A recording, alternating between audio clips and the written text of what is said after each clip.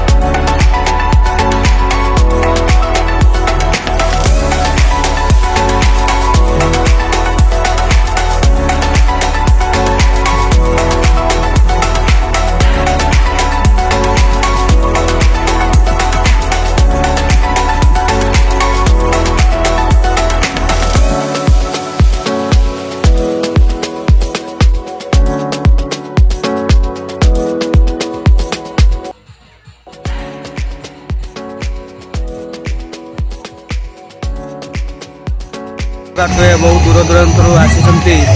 fist करने आम काकड़ गादी आम घर पाखे काकड़ गादी हो जाइए देखिपे पुरी कोणार्क चंद्रभागा एवं मयूरभंज बालेश्वर केन्दुझर भद्रक अन्य जिला मान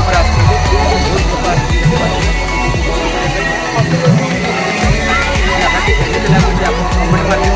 जनइबे